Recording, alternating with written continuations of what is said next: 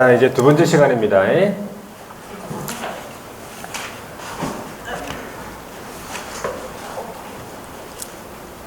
몸이 좀 힘듭니까? 합격이에요, 합격. 몸이 힘들어야 합격이지. 몸이가 뭐 페나오라고 뭐 그게 뭐 근데 몸이요 힘들어야지 막 이렇게 자기 발전이 있는 거예요. 그게 9, 10월 때도 막 뭐 피부 좋고 막 이래 막 탱탱하고 이러면 막 그러면 안 돼요. 그러면 엉망진창 돼야 돼 얼굴이. 엄마 완전 엉망진창이네. 완전 합격이에요. 완전 엉망진창인 분이 있네. 완전 합격이에요. 100% 합격이에요. 엉망진창일수록 성적이 올라가요. 얼굴에 비례하는 거지. 에이? 그렇게 해야 돼요. 자, 208페이지 한번 풀어볼게요. 중개대상물의 조사 확인에 관한 내용인데 1번에 한번 보세요. 확인 설명해야 할 내용. 조사 방법이네, 그죠? 예, 조사 방법 틀린 것은 1번에 중개대상물의 종류, 면적, 용도 등 기본적인 사항에 대해서는 뭘 보고 조사한다 했어요? 예, 요거는 다 대장입니다. 이번에 소유권이다, 저당권, 이런 권리 관계에 관한 사항은요, 등기사항 증명서. 3번에 건폐율 용적률 상한은요, 시군조례라고 했잖아요. 시군조례라고 했죠? 틀렸네. 4번에 비선호 시설이다, 입주조건이다. 이거는 다 어떻게? 변장답사. 5번에 공급상의 이용 제한 거래 규제는 기본적으로 토지이용계획 확인서. 토지이용계획 확인서. 자, 2번에 한번 보세요.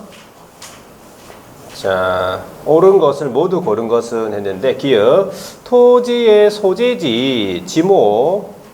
자, 지형 경계 같이 묶어놨네, 그죠? 그러면 대장을 통해 확인할 수 있다면 틀렸지?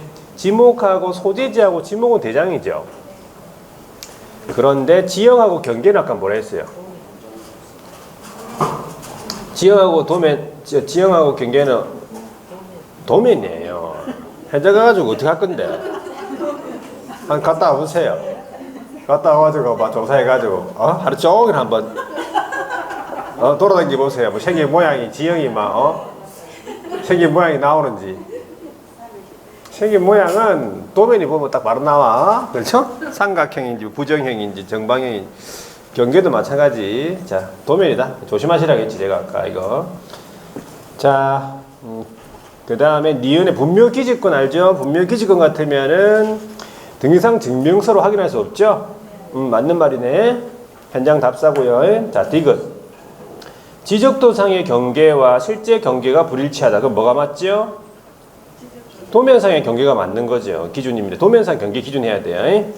자, 리을의 동일한 건물에 대하여 등기부의 면적과 대장상의 면적이 다르다. 그러면 대장의 면적이 맞는 거죠. 대장 면적 기준입니다. 맞아.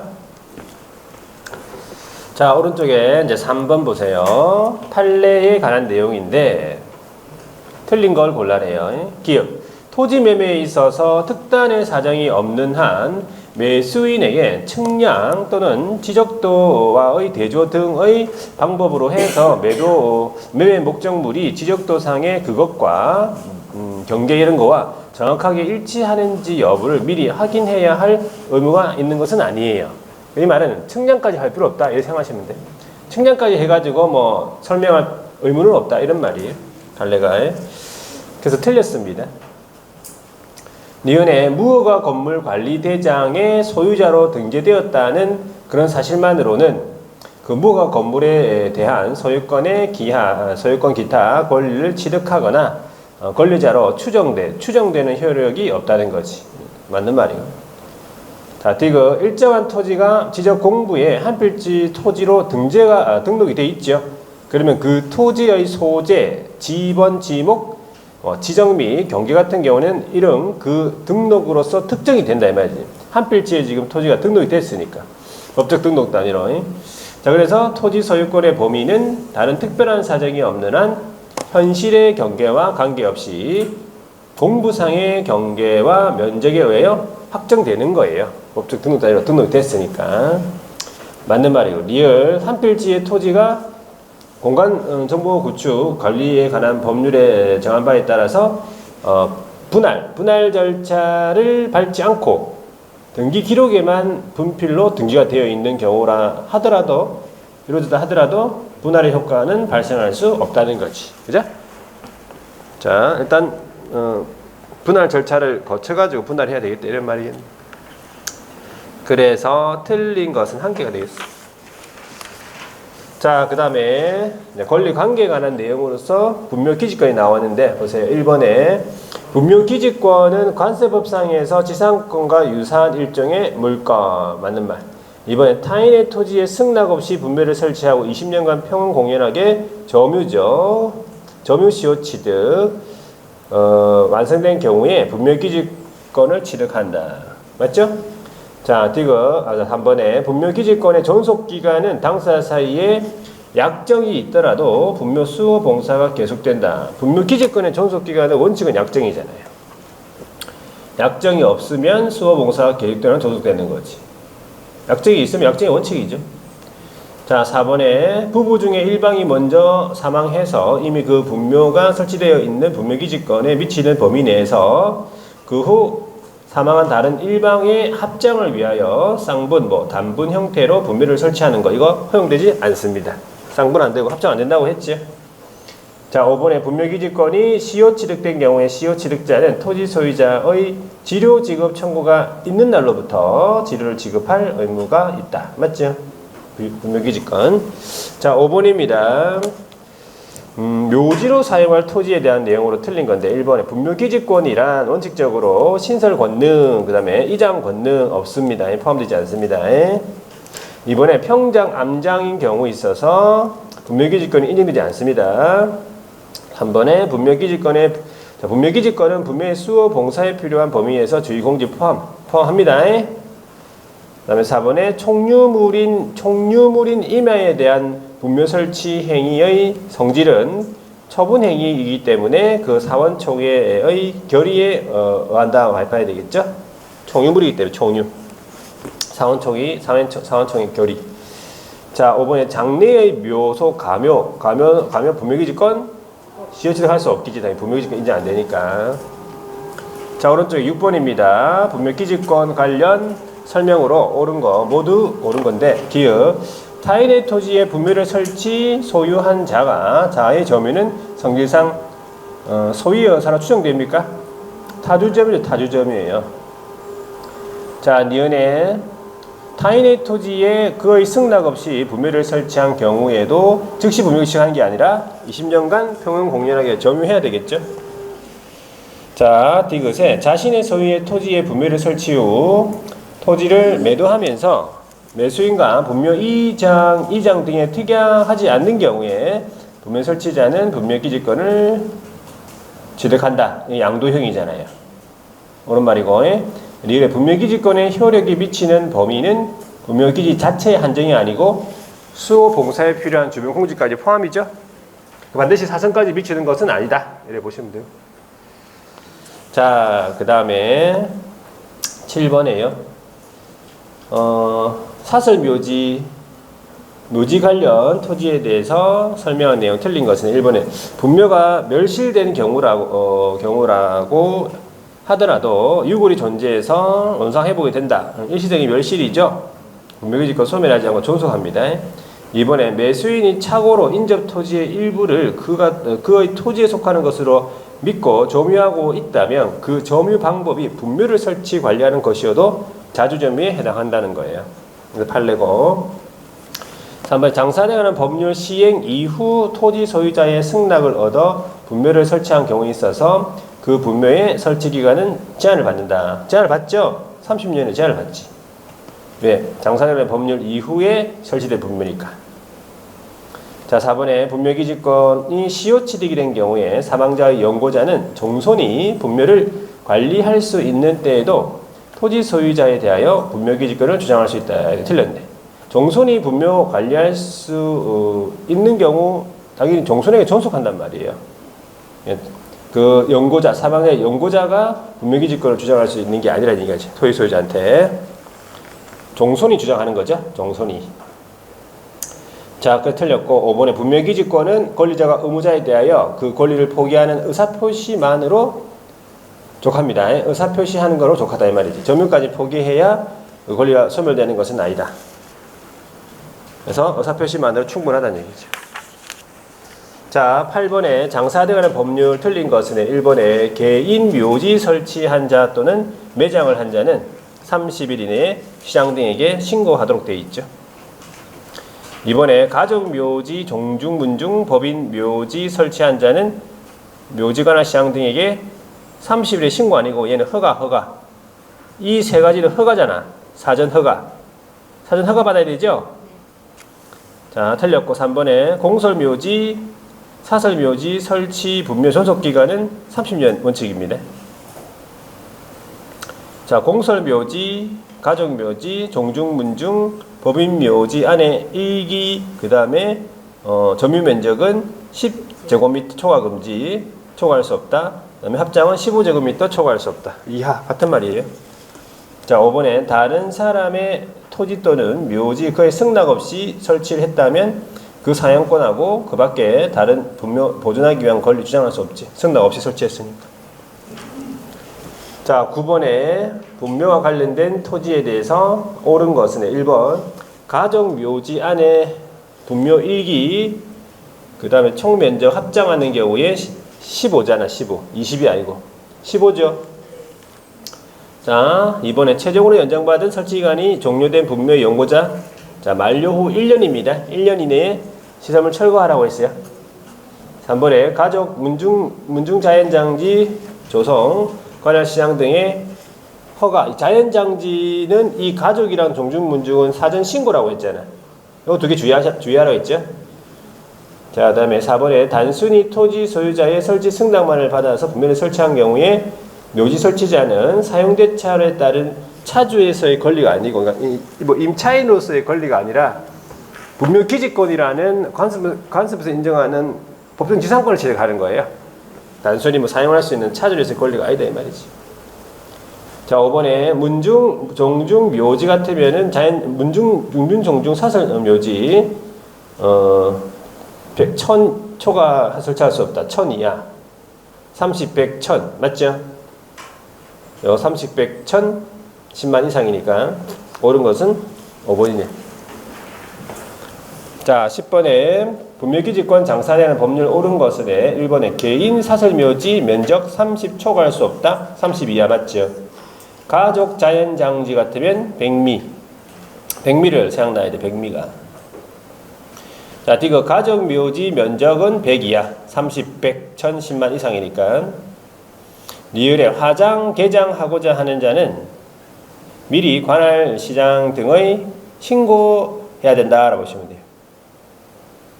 화장이나 개장을 하고자 한다. 개장. 신고입니다.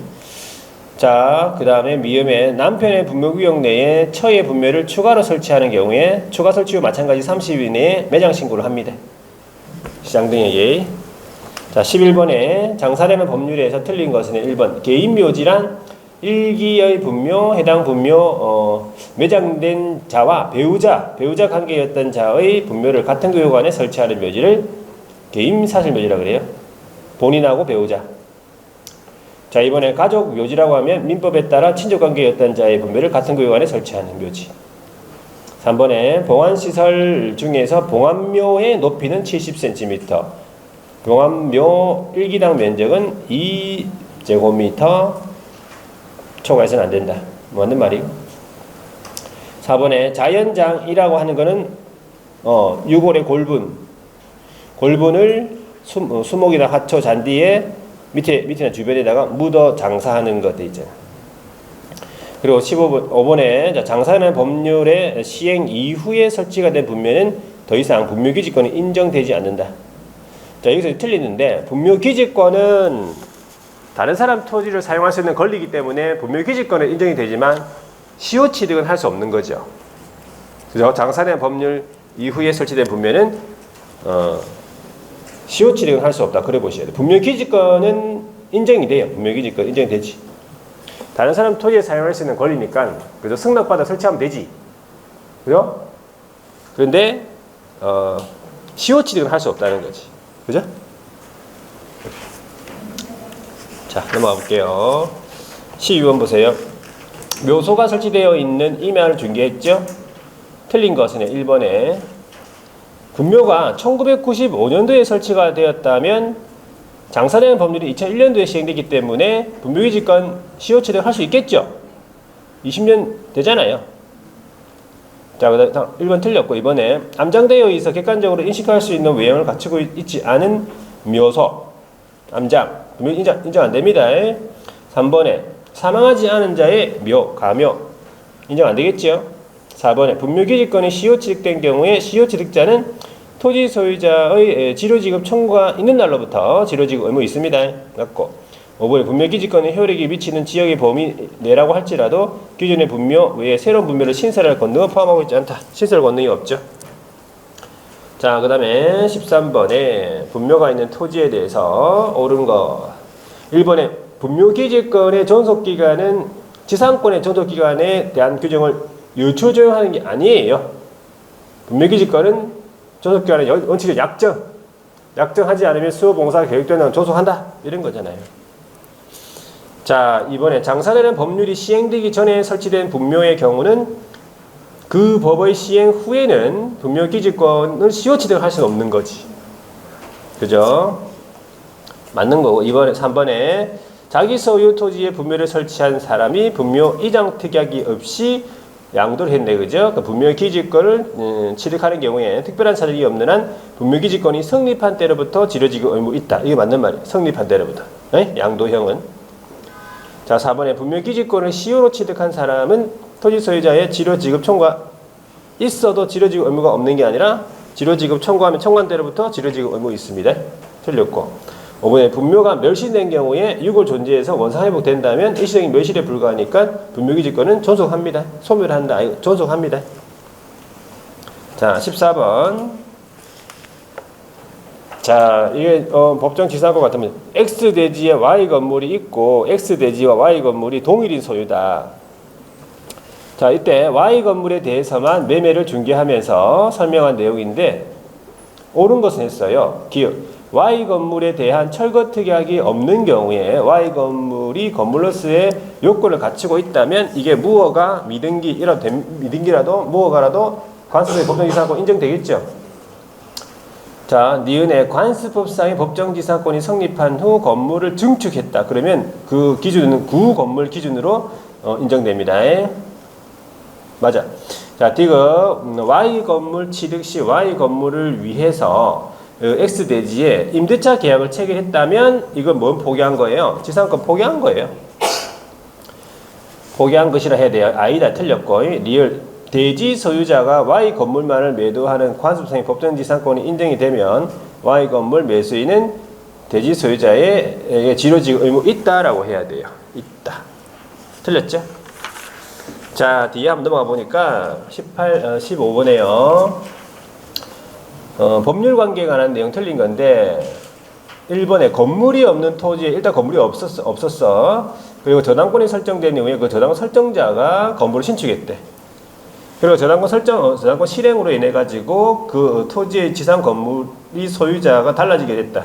그러게 법률상권 인정됩니까? 안 되죠. 원래 있었어야 되잖아요. 저당권 설정 당시. 건물하고 토지하고 동일이 소유해. 그래서 1번이 틀렸고 2번에 대지와 건물이 동일인 소유자에 속한 경우에 건물의 전세권 설정한 때에는 그 대지 소유권의 특별 승계인은 누구한테 지상권을 설정한 것으로 보는 겁니까? 전세권 설정자. 그죠? 맞아요. 전세권자 아니고 전세 설정 맞아. 자, 3번에 지상권자가 약정한 치료를 2년 이상 지급하지 않은 경우에 지상권 설정자는 소멸 청구를 할 수 있겠단 말이고 4번에 지상권자가 지상물의 소유자인 경우에 지상권자는 그 지상물을 유보한 채 지상물 소유권만 양도 가능하다는 얘기예요.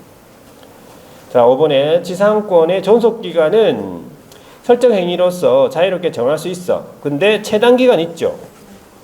30년, 15년, 5년 이런 거 있잖아. 그 최단 기간이에요. 자, 그 다음에 16번 가볼게요. 농지에 관한 문제가 물어보는데 한번 풀어볼게요. 1번 공부상의 지목이 전답 과수원이다. 그리고 농지입니까? 농지죠? 아니? 자, 이번에 보세요. 법정 지목을 불문하고 실제로 농작물 경작지, 다년생 식물 재배지로 사용되는 토지의 농지이나 계속하여 이용되는 기간이 3년 미만인 토지는 제외된다는 얘기죠. 맞다고 해요. 맞아. 자, 3번에 지목이 임야인 토지로서 산지 전용 허가를 받지 아니하였더라도 다년생 식물 재배로 3년 이상의 이용된 토지라면 농지에 해당하느냐? 아니고 여기 산지 전용 허가를 받아야 된다 이런 말이야. 그래 틀렸고요. 4번에 수로, 농로 등 농지 개량 시설, 고정실, 온실, 버섯 재배사, 비닐하우스 이런 거 부속 시설 부지 등 농지에 해당한다라고 해야 되고 맞지요? 자, 5번에 초지법에 따라 조성된 초지다. 그러면 이거는 농작물 경작지로 사용되는 경우 농지 아닙니다. 초지입니다. 초지. 자, 그 정도 보고. 자, 17번에 한번 볼게요. 농지 매매를 중개할 때 의뢰인에 설명하는 것으로 옳은 건데 1번에 농지법에 의한 농업인은 농업진흥지역 밖의 농지를 세대별로 5만 제곱미터까지 초과하여 소유할 수 없다 했는데 농업인 같은 경우에 농지 소유 상한, 농지 소유 상한이 없죠? 그렇게 알아두셔야 돼. 자, 이번에 농지를 상속받은 자, 상속받은 농지 중에서 얼마? 1만 이내입니까? 1만 이내. 1만 제곱미터까지만 농지를 소유할 수 있다는 거죠. 자, 3번에 주말체험 용농은 알아두셔야 돼요. 요거는 도시민의 경우에 세대원 합산이죠. 부부 각각이 아니고, 그죠? 세대원 합산해서 얼마입니까? 1천 미만. 1천 미만이죠. 1천 미만이라고 해야 돼. 세대원 합산. 자, 4번에는 5년 이상의 농업경영을 한 후 이농이 아니라 8년 이상이겠죠? 얼마까지? 1만 제곱미터까지 소유. 자, 5번에 주말체험 영농의 경우를 제외하고 상속 또는 이농의 경우에 있어서 농지법에 따라서 농지를 임대하거나 사용되지 않은 경우에 소유상한을 초과할지라도 그 기간에는 그 농지를 계속 소유할 수 있다. 내가 옳은 말이네. 자, 그 다음에 18번에 한번 가볼게요. 농지를 매수하고자 하는 의뢰인을 설명한 거죠. 옳은 것은 기억.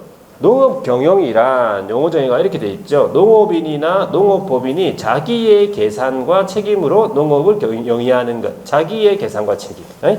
맞는 말.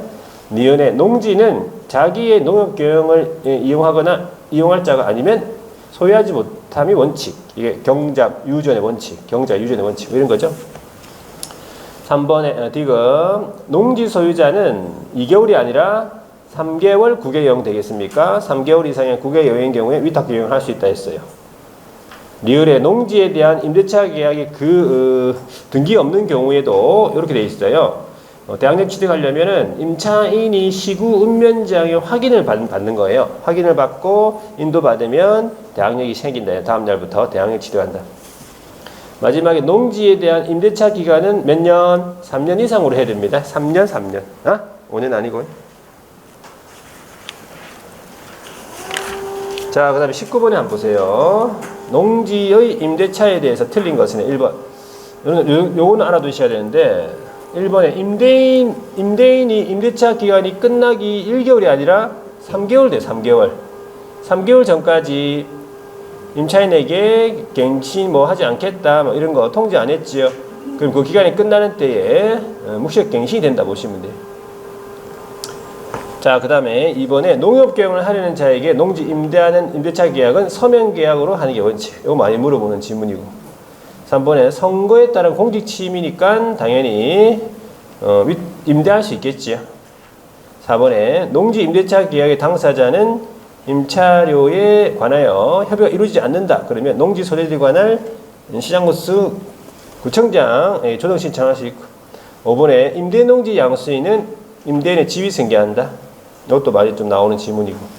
자, 20번에 농지에 대한 임대차 보세요. 틀린 거 1번에 농지는 농지법이 정하는 경우 외에는 임대, 그 다음에 무상 사용을 할 수가 없다. 자, 2번. 농지 임대차 기간 3년 이상으로 하되 다연생 식물 재배지 5년. 그죠? 갱신 시에도 적용. 자, 3번에 농지의 임차인이 농지법에 정하는 임대차 기간 미만으로 정했다. 그러면 임차 기간의 유함을 주장할 수 있다 이 말이지. 그죠? 그 다음에 4번에 국장이 아니고 여기서 지금 임대차 사용대차 계약서 있죠? 작성 기준 권장할 수 있는 사람이 농림축산식품부 장관이에요. 농지니까 농림축산식품부 장관. 국장이 왜 나와야 되겠어요? 국장이 아니겠지요? 네. 자, 5번에 농지 임대차 또는 사용대차의 종료 명령을 받은 임차인 사용대차인은요, 그 종료 명령을 받은 날부터 3개월 이내에 종료를 해야 되겠다 이 말이지. 계약 종료. 자, 오른쪽에요. 21번에 보세요. 자, 농지법에 대해서 틀린 건데 1번에 농지취득 자격 증명이 나오네. 농지취득 원인이 되는 법률행위의 효력 발생 요건은 아닌 거죠. 농지증이 없어도 계약의 효력은 발생하고 등기할 때 첨부할 서류니까 이거 알아두셔야 돼요. 이번에 농지를 취득하는 자가 농지에 대한 매매계약을 체결하는 등으로 농지에 관한 소유권 이전 등기 청구권을 취득하였다면 농지증 발급 신청권을 보유하게 되는 것이고 3번에 농지 전용 협의 요겁니다. 농지 전용 협의 마친 농지 취득하려는 경우는 농지증 발급 의제입니다. 농지 전용 협의입니다. 4번에 경매로 농지를 매수한다. 그러면 언제까지 농지증 제출합니까? 매수 신청 시가 아니고 매각 결정 기일까지예요. 매각 결정 기일까지. 매각의 결정 기일까지 농지증 발급. 농지증 제출. 4번. 자, 5번에 공유 농지의 분할이나 시효 취득을 원인으로 농지 취득하는 경우에는 농지증을 발급받을 필요가 없다. 이것도 포함돼요. 공유 농지 분할이나 시효 취득. 이것도 농지증 발급 의제 알아두시고. 자, 22번에 밑에 나오는 농지증을 발급받아야 하는 경우 해가 기억. 주말 체험 영농 목적으로 농지 취득한다. 발급받아야 돼요. 농업법인의 합병은 발급 안 받습니다. 그리고 토지거래 허가증을 받은 농지 취득은 안 받죠. 농지증 발급 의제라고 했잖아요. 그죠?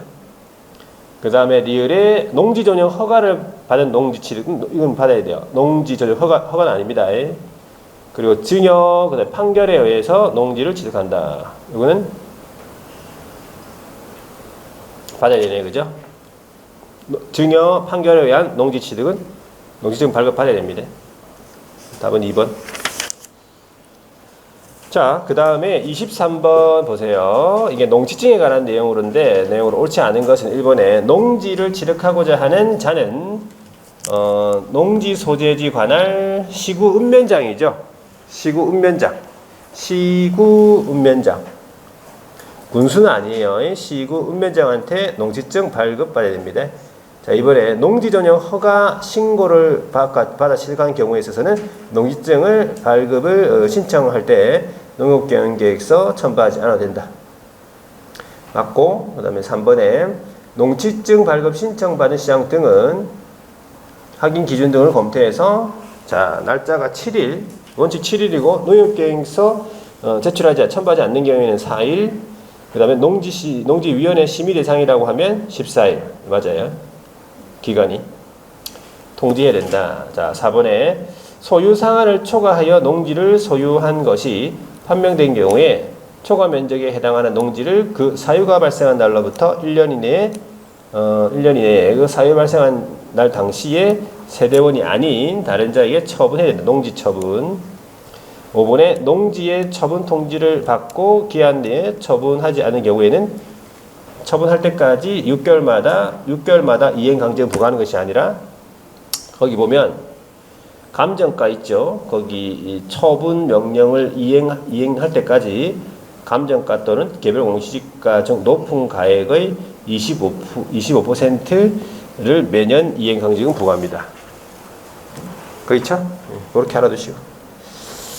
자, 24번에 보세요. 농지와 관련된 내용 틀린 거 1번에 농업진흥지역 내의 농지도 주말 체험 용농으로 지정할 수 있을까? 안 되겠죠? 농업진흥지역인데. 자, 그 다음에 답은 1번이고 2번에 농지 소유 제한이나 농지 소유 상한에 대한 위반 사실을 알고도 농지를 소유하도록 권유, 중개하는 행위 금지되겠고 3번에 농지 투기 성행, 성행 우려가 있는 그런 지역에 농지 취득하려는 경우에는 농지위원회 심의를 거쳐야 된다. 위원회. 4번에 시구 읍면장과 농업경영계획서를 10년간 보전. 5번에 시장공사구청장이 농지 한 필지를 공유로 소유. 자, 소유하려는 자의 최대 인원수를 7인 이하의 범위에서 시군구의 조례로 정하는 바에 따라 제한할 수 있다. 옳은 질문이네, 그죠? 자, 그래서 농지는 기출문제 위주로 해서 임대차하고 그런 내용들만 조금 봐주시면 돼요. 농지증하고 그런 내용들. 자, 이제 확인 설명서 작성에 관한 문제. 이거는 이론 좀 보고 해야 되겠네, 그죠? 자, 어디 보면 되냐면 요약지 174페이지 한번 보세요.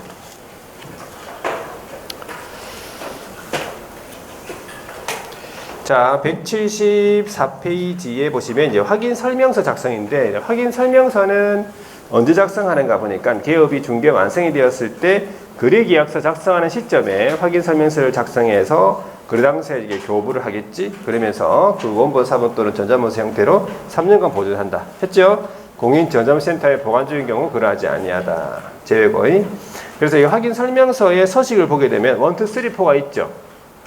1, 2, 3, 4 있는데 한글 4종류가 있고 영문으로 4종류가 있어요. 그래서 원서식은 주거용 건축물, 2는 비주거용, 3는 토지, 입간공은 포서식을 사용한다. 그래 보시고. 자, 거기 이제 확인 설명서 기재사항 해가지고 주거용 건축물 기준으로 한번 볼게요. 자, 크게 세 부분으로 나눠놨어요. 기본 확인 사항이 있고, 세부 확인 사항이 있고, 중개 보수에 관한 사항이 있어요. 먼저 기본 확인 사항이 8가지가 있죠. 8가지 보세요. 오른쪽에. 자, 대상 물건 표시부터 쭉 있는데, 자, 대상 물건 표시에 관한 내용으로서는 뭘 기재하는가? 토지와 건축물을 구분해서 토지 같은 경우에는 여러 가지 많이 조사했지만 소재지하고 면적, 지목만 기재합니다. 자, 지목도 대장 공부상의 지목이랑 실제 이용상들 조사해가지고 같이 기재하고, 건축물 같은 경우에는 전용 면적을 기재하죠. 공용 면적을 기재 안 합니다.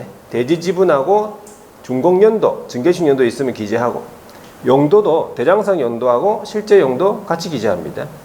건축물의 구조, 방향, 내진 설계 적용 여부, 내진 능력, 그리고 대장상의 위반 건축물, 위반 내용 이렇게 기재합니다. 이것도 어떻게 물어볼 수 있어요. 이렇게 내진 설계 적용 여부, 내진 능력은 개업의 기본 확인 사항이다. 이렇게 물어봐요. 그러면 쭉 따라 들어가 보면은 기본 확인 사항이 맞잖아요. 그리고 이런 식으로 구체적으로 물어보니까 좀 알아두셔야 돼요. 자, 기본적으로 전부 다 대장을 통해 조사한다는 건데, 특히 건축물의 방향은 어떻게 조사한댔어요? 조사 방법이 현장 답사입니다.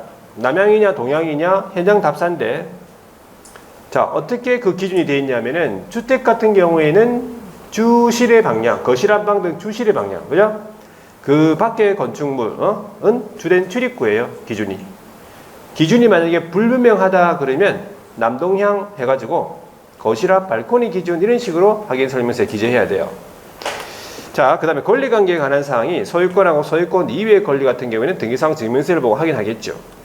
그 외에 민간 임대 등록 여부, 임대주택, 자, 임대주택에 관한 임대주택인 경우에서는 민간 임대 등록 여부, 등록했는지 안 했는지, 그 다음에 계약갱신 요구, 임차인이 있는 경우 계약갱신 요구 행사했는지 안 했는지 요거 확인 서류. 그다음에 다가구 주택이라면 다가구 주택에 관한 확정일자 부여 정보 같은 거 있죠, 부여 현황 같은 거 이런 거 제출했는지 안 했는지를 체크합니다. 그 정도만 하고 넘어갈게요. 자, 밑으로 내려가서 세 번째 항목. 토지 이용계획 공급상의 이용제한 거래 규제라고 했는데 중요한 거는 임대차는 생략 가능이라고 돼 있죠. 요거 시험 문제 물어봤다 했죠. 이 세 번째 토지 이용계획 공급상의 이용제한 거래 규제는 임대차는 생략 가능하다 이 말은. 임대차는 기재하지 아니할 수 있단 말이죠. 알아두셔야 돼요. 자, 용도 지역부터 구역, 뭐 지구 구역, 그다음에 건폐율 용적률 상한 기재하고 도시군 계획 시설 허가 신고 구역 여부에 대해서 토지거래 허가 구역, 투기 지역 여부에 대해서 토지 투기, 주택 투기, 투기 과열지구, 그다음 지구 단위 계획 구역, 도시군 관리 계획, 그 밖에 공급상의 이용 제한 거래 규제 적는데 기본적으로 뭘 보고 조사한다 했어요? 토지 이용 계획 확인서라고 했죠. 여기 확인할 수 없기 때문에 자, 도시군 계획 시설, 지구 단위 계획 구역, 도시군 관리 계획은 다 현장 답사라고 해서 개업이. 그리고 여기도 확인할 수 없는 경우는 전부 다 부동산 종합 공보 시스템 통해서 확인하고, 특히 건폐율하고 용적률 상한은 뭘 보고 조사한다? 시군조례 통해 조사한다. 이 정도 보시고. 자, 입지 조건입니다. 아까 6가지 항목 했죠. 도로와의 관계, 대중교통, 주차장, 교육, 판매, 의료. 요거 기재합니다. 도대주, 교판의. 자, 이거 현장 답사죠. 대학교는 기재하지 않는다. 자, 관리에 관한 사항도 현장 답사로서 관리실하고 관리주체 기재하고, 비선호 시설도 1km 이내 현장 답사로서 뭐 화장실, 화장장 뭐 이런 거 있잖아, 그죠? 비선호 시설 유무, 종류, 위치 같은 거 다 현장 답사. 자, 뒤에 넘어가 볼게요. 거래 예정 금액 등 있죠. 거래 예정 금액 등 요 세 가지입니다. 거래 예정 금액, 개별 공시지가, 건물주택 공시가격. 자, 전부 다 중개 완성 전 거래 예정 금액, 중개 완성 전 개별 공시지가, 건물주택 공시가격. 전부 다 중개 완성 전입니다. 근데 중요한 거, 자, 개별 공시지가와 건물주택 공시가격은 임대차는 생략 가능, 기재하지 아니할 수 있다 이 말이죠. 적어놨죠? 자, 그 다음에 이제 취득 시 부담할 조세의 종류 및 세율. 요거는 거 보니까 임대차는 뭐라 돼 있어요? 제외라 돼 있어요. 생략 가능한 게 아니에요. 임대차는 제외입니다. 세울 게 없으니까. 취득세, 농특세, 지방교육세 제외입니다. 자, 어떻게 정리하면 중개 완성 전 지방세법 확인하여 기재한다라고 보시면 돼요. 자, 이 8가지가 개업의 무슨 확인사항? 개업의 기본 확인사항이에요. 자, 그 다음에 이제 개업의 세부 확인사항 볼게요. 이 개업의 세부 확인사항은 의뢰인이 고지를 해주는데 자료를 요구하는 거예요. 자료 요구. 그래서 자료 요구 사항이라고 보시면 돼요. 4가지인데 실제 권리관계 공시되지 아니한 물건의 권리사항. 그렇죠? 실제 권리관계 공시되지 아니한 물건의 권리사항 해가지고 의뢰인이 고지한 사항을 기재한다. 그래서 법정 기상권, 유치권 이런 거 있죠? 정원서 같은 거 대표적으로. 그 다음에 내외부 시설물 보시면 수도, 전기, 가스, 소방 돼 있잖아요. 이 소방란에는 뭐라 돼 있어요? 단독 경보용 감지기라 돼 있어요. 주거용이기 때문에 단독 경보용 감지기가 기재가 되고, 여기에 상가 같으면은 여기 뭐라 적힙니까? 소화전 비상벨이 들어가요. 그러니까 확인 설명서 2 같으면은 이 자리에 소화전 비상벨이 들어갑니다. 그거 구분하셔야 돼요. 그 다음에 난방 방식, 연료 공급, 승강기, 배수 이런 거. 그 밖의 시설물. 자, 다 자료 요구 사항이고, 자, 그 밖의 시설물로서 주거용 같으면은 가정 자동화, 홈 오토메이션 설치 여부라든지, 비주거용 같으면 상업용이면 오수 정화 시설 용량, 호흡용 같으면 전기 용량, 오수 정화 시설 용량, 용수 시설 내용 이런 거 자료 요구해서 적습니다. 자, 벽면 바닥면 도배 같은 경우에 자료 요구한다 보시면 되고, 환경 요건, 일조 소음 진동 3가지 자료 요구합니다. 그래서 이 세부 확인사항, 자, 실내벽환이라고 암기를 하죠. 실내벽환. 자료 요구 사항. 자, 그 다음에 이제 양가로 3번에 중개보수에 관한 사항은 한 가지죠. 중개보수, 실비 산출 내역, 금액 산출 내역, 지급 시기까지. 자, 거래 예정 금액을 기준으로 산출을 하겠죠.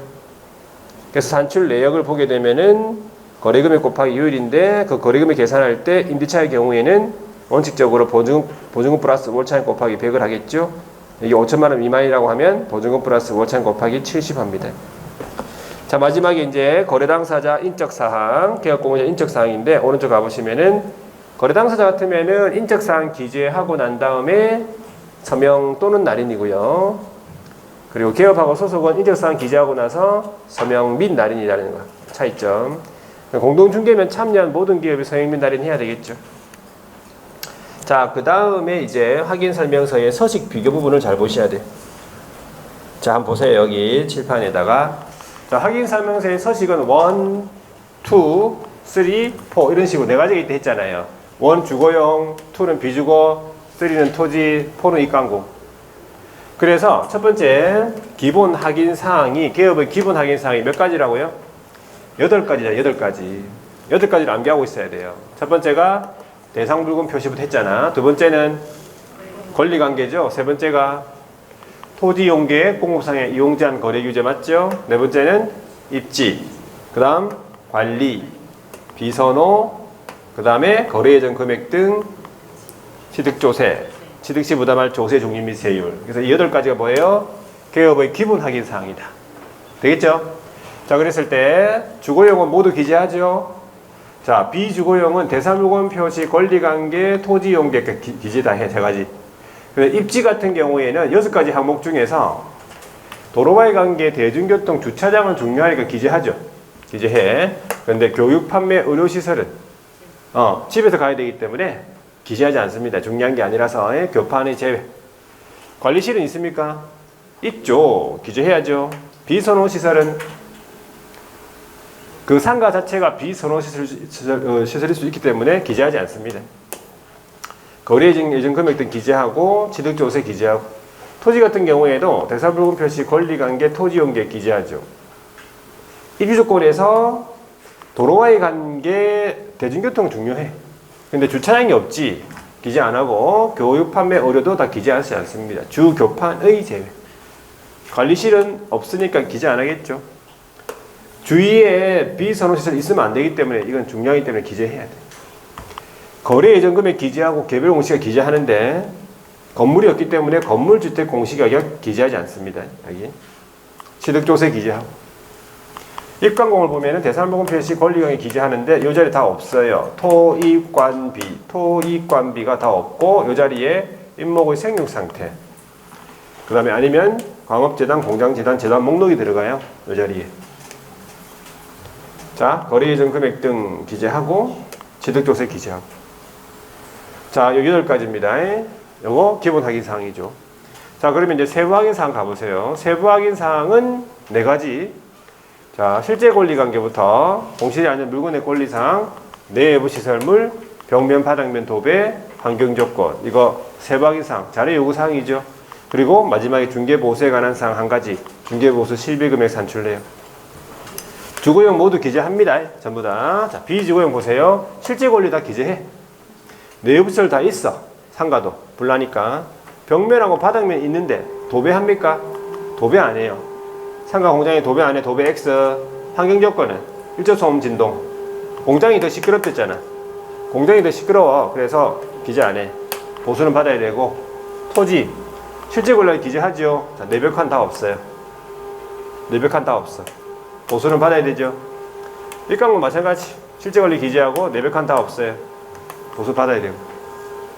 자, 모든 서식의 공통 기재 사항은 6가지 있어요. 6가지. 모든 서식의 공통 기재 사항 6가지 뭡니까? 대사물건 표시, 권리관계, 거래 예정 금액, 취득조세, 중개보수 하기 전에 실제 권리, 그 다음에 중개보수 마지막에. 그렇죠? 6가지가 모든 서식의 공통 기재 사항이에요. 되겠습니까? 그래서 문제를 한번 풀어볼게요. 여기에서 작년에 2문제가 나왔어요. 작년에 2문제 나왔고 분묘유지까지 1문제 나왔고 그거 다 맞춰야 돼요. 아시겠죠? 네. 틀리면 안 돼. 그런 거.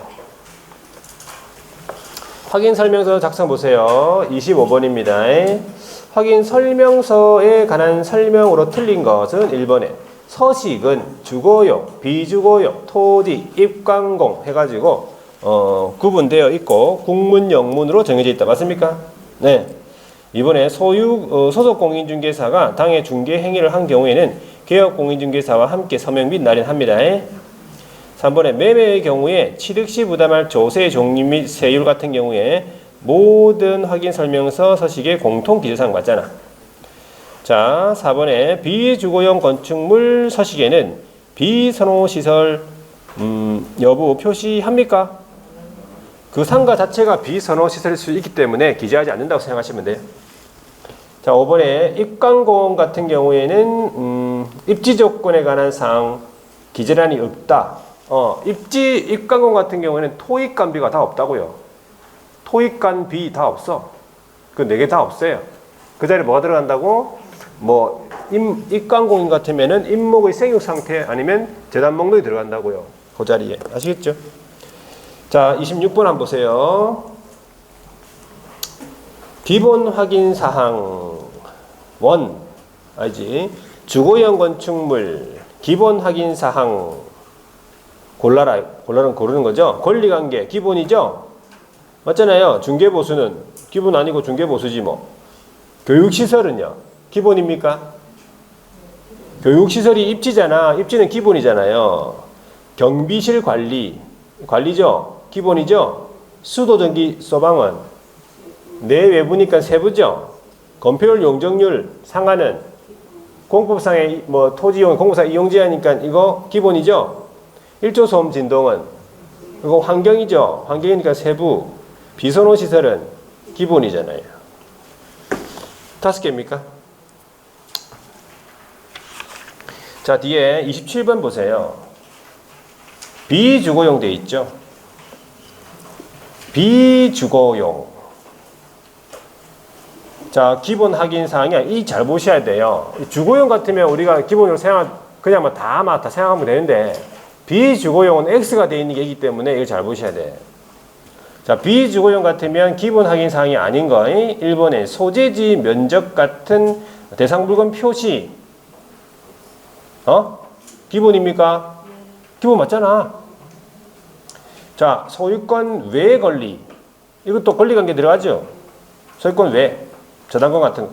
자, 비선호 시설의 유무. 이 조심하셔야 돼. 비선호 시설이 우리가 원래 기본 항목으로 잡혀 있긴 잡혀 있는데 비주거용이기 때문에 얘는 아예 기재를 안 하잖아. 기재를 안 하기 때문에 기본 확인 사항으로 보면 안 되는 거예요. 아시겠죠? 이걸 문제를 비주거용으로 생각 안 하면 힘들어지는 거야. 까먹으면. 그래서 답이 3번인 것이에요. 4번에 관리 주체 같으면 관리 기재하죠. 비주거용도 관리실 있으니까. 그러니까 기재하면서 기본 확인이 맞죠. 소유권에 관한 사항도 권리관계니까 기재하면서 기본이 맞잖아. 자, 28번 보세요. 다시 비주거용에서 확인사항, 개업의 확인사항으로 옳은 것을 모두 고른 것. 기업, 단독 경보용 감지기 설치 여부는 세부 확인사항이 했잖아. 맞습니까? 잘 보세요. 단독 경보용 감지기는 소방입니까? 소방이죠. 소방이면은 내부 설물 맞죠? 내부 설물이면 세부 확인사항이 맞는데 얘가 뭐라고 되냐면 비주거용이라며.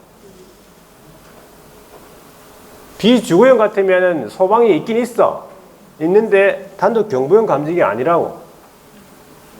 소화전 비상벨이 들어가야 된다고. 틀렸어요. 그러니까 비주거용에서는 단독 경보용 감지기를 설치 여부를 확인한 게 아니라고요. 소화전 비상벨이라고. 아시겠죠? 니은 보세요. 내진 설계 적용 여부는 기본 확인 사항이다. 지진 나죠? 내진 설계 적용 여부 기본 확인 사항 맞아. 이게 건축물이면서 대상 물건 표시니까.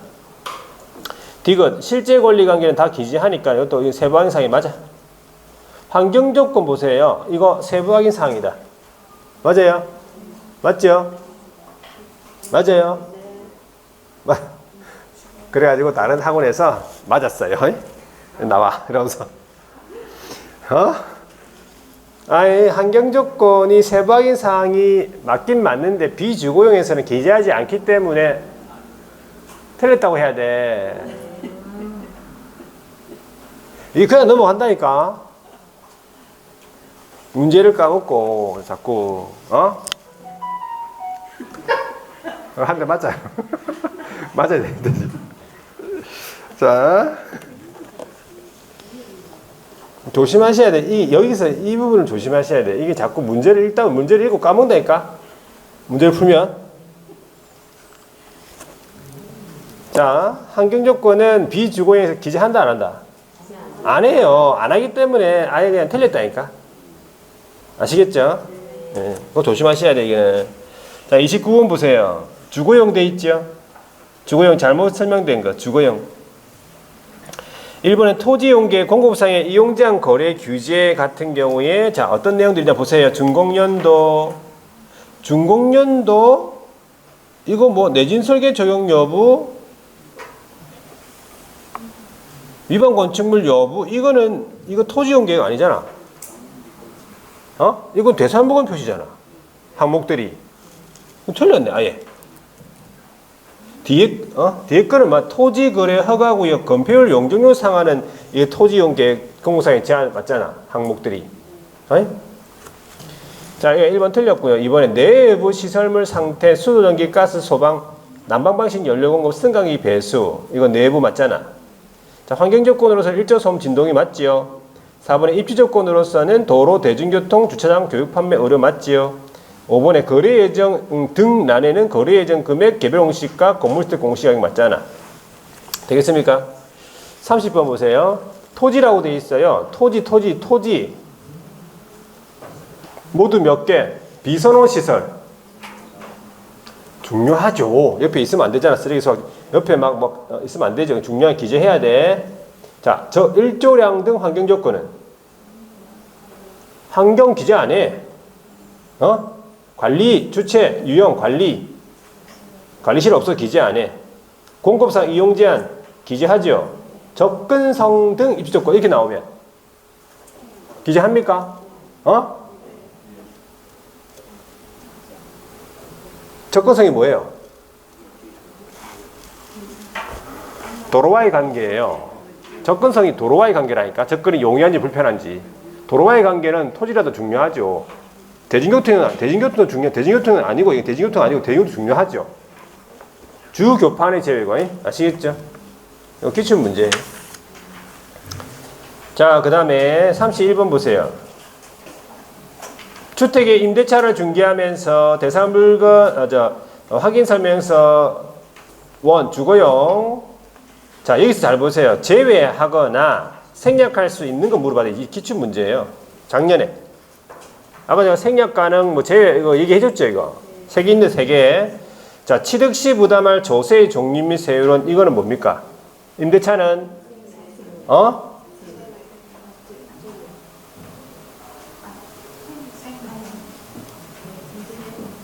임대차는? 아니, 임대차는 취득세가 없잖아. 그럼 뭘 생략할 건데? 제외라 해야 돼. 적을 게 없잖아. 기재하지 않는다. 제외. 생략 가능이란 말은 뭘 적을 게 있는데 생략하고 싶다 이 말이잖아. 뭘 적을 게 있는데 안 적어도 된다는 얘기잖아. 생략 가능이란 말이. 아닙니까? 이건 아예 적을 게 없어요. 그래서 제외. 확실히 알아두세요. 제외입니다. 물론 맞아. 문제 제외하거나 생략할 수 있는 거 했잖아요. 문제에서. 자, 니은 보세요. 개별 공시지가, 건물주택 공시가격은 임대차는 생략 가능. 이게 생략 가능. 안 적어도 되고. 자, 그 다음 디귿. 다가구 주택의 확인 서류 제출 여부는 이런 거 없었잖아. 건축물의 방향은 없잖아. 이런 거. 임대차의 경우에는 뭐 없었잖아요. 임대차라도 뭐 방향은 적어야 될까? 방향이 없나? 임대차는. 방향이 있죠? 자, 32번 보세요. 매매 경우에 있어서 확인 설명서 모든 서식의 공통기재사항이 아닌 것 했잖아. 6가지. 공통기재사항. 권리관계 맞지요? 거래예정 금액 등 맞지요? 취득시 부담할 조세 맞지요? 중개보수 맞지요? 토지용 계획은? 입감공개는 기재 안 해. 자, 오른쪽에 33번 보세요. 주거용. 틀린 것은 1번에 대상 물건 표시라는 대장을 통해서 기재하는 거 맞아요. 2번에 실제 권리, 공시된 물건의 권리 사항 같으면 법정 기상권, 유치권 이런 거 얘기하겠지요. 고지한 사항 기재합니다. 3번에 공동주택 중에서 분양을 목적으로 건축되었으나 분양되지 아니한 보존 등기만 마쳐진 상태의 공동주택에 대하여 임차 계약을 알선한 경우에는 이를 임차인에게 설명해야 된다. 뭐 설명해야 되겠네 뭐. 자, 4번에 경매, 그 다음에 공매 등의 특이사항이 있는 경우에는 이를 확인하여 기재하고 근저당 같으면은 채권 최고액을 기재한다 보시면 돼요. 실제 채무액 아닙니다. 채권 최고액. 그죠? 실제 채무액까지는 기재하고 조사할 필요도 없어. 자, 5번에 취득시 부담할 조세 종류 및 세율 중개 완성 전 지방세법 확인하여 기재하고 임대차의 경우에는 여기서 생략한다 하면 안 돼. 여기서 지문이. 임대차는 뭐라고? 제외한다 해야지. 그럼 임대차는 기재하지 않는다 하든지. 이렇게 내면 이거 실제 시험에서는 안 돼요. 그죠?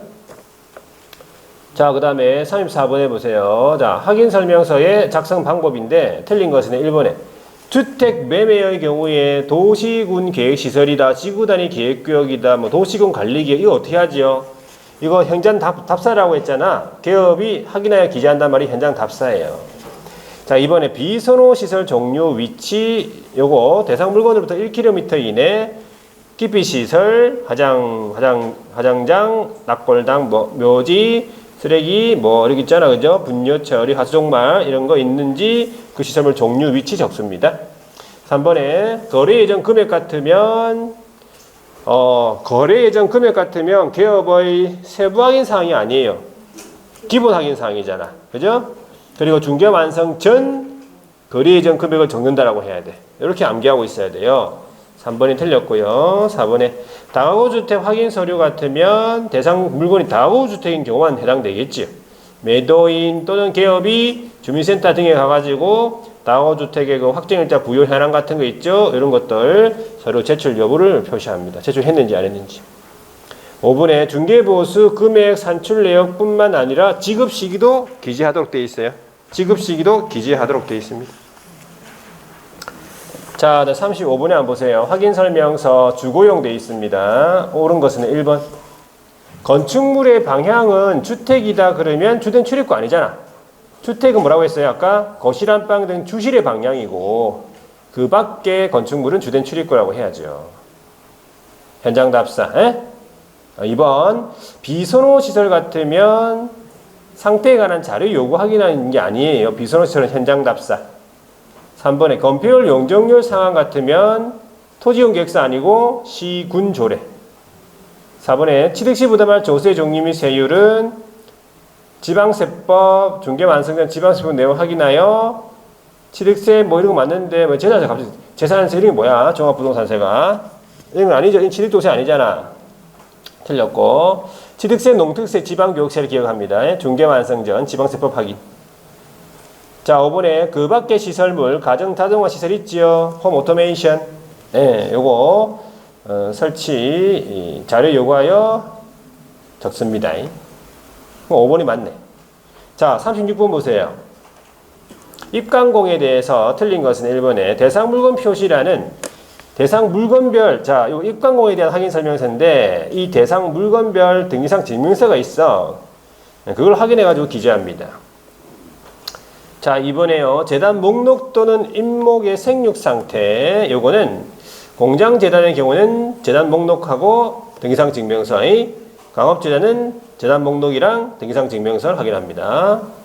3번에 대상 물건의 상태에 관한 자료 요구 사항란에 권리 이전 의뢰인한테 요구한 사항 그 관련 자료 제출 여부를 기재하되 자료 제출 요구에 불응한 경우에는 그 사실을 권리 취득 의뢰인한테 설명을 해야 된다. 설명도 하고 뭐 확인 설명서에 기재하라고 돼 있었죠. 3번이 틀렸고요. 4번에 취득시 부담할 조세 종류 및 세율 요거는 중개 완성 전 아까 지방세법 확인한다 했잖아. 항상 계속 나오잖아 지금. 외워야 돼 거의. 자, 5번에 중개보수 실비 금액 산출 내역의 중개보수는 거래 예정 금액 기준으로 계산을 하고 산출 내역은 거래 예정 금액 곱하기 요율이다. 맞죠? 이렇게 보시면 돼요. 자, 47번에요. 비주거용이라 되어 있어요. 틀린 것은 1번. 권리관계의 계약, 갱신, 요구권 행사 여부. 그러면 임차인이 있다는 소리겠네. 그죠? 대상 물건이 주임법, 장임법에 적용을 받는 임차인이 있는 경우에 매도인으로부터 계약, 갱신, 요구권 행사 여부에 관한 사항을 확인할 수 있는 서류, 확인 서류를 받았으면 확인, 받지 못했으면 뭐 미확인 이런 식으로 체크합니다.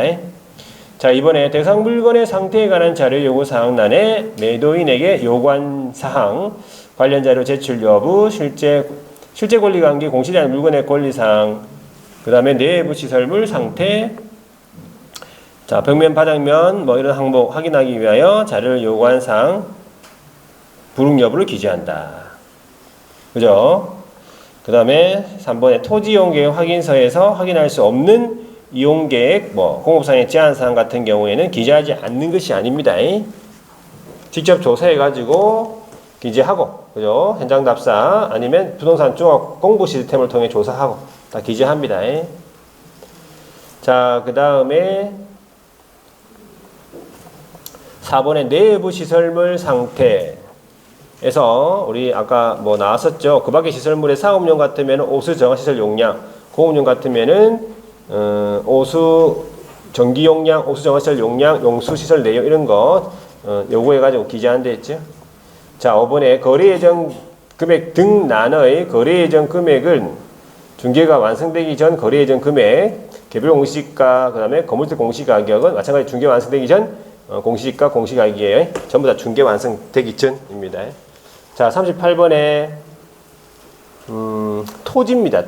토지에 대해서 틀린 것은 1번에 취득시 부담할 조세 종류 및 세율, 취득세, 농특세, 지방교육세 기재하고, 임대차의 경우에는 기재를 생략한다 하면 안 되고 기재하지 않는다 이렇게 하든지, 임대차의 경우는 제외한다 이렇게 해야 되는 게 맞아요. 정확하게. 자, 이번에 거래 예정 금액 등 나는 거래 예정 금액 개별 공시지가 기재하겠죠. 그죠? 토지니까. 자, 3번에 1조 소음 진동 비선호 시설은 환경 조건 되어 있는데 1조 소음 진동만 환경 조건이죠. 기재하지 않지. 그런데 비선호 시설은 기본 확인 사항으로 기재해야 되는 사항에 따라 나와 있는 거죠. 그래서 일단 3번이 틀린 지문이고. 자, 4번에 입지 조건 같은 경우에 전면 도로와의 관계는 중요하니까 기재하고, 대중교통도 중요한 기재하지요. 토지라도. 5번에 중개보수 실비금액 산출 내역. 요거는 중개보수 실비금액, 그 다음에 지급 시기 이런 거 산출 내역 기재합니다. 자, 여기까지 보고 좀 쉬었다가 그다음 중개 활동부터 한번 더 보도록 하겠습니다.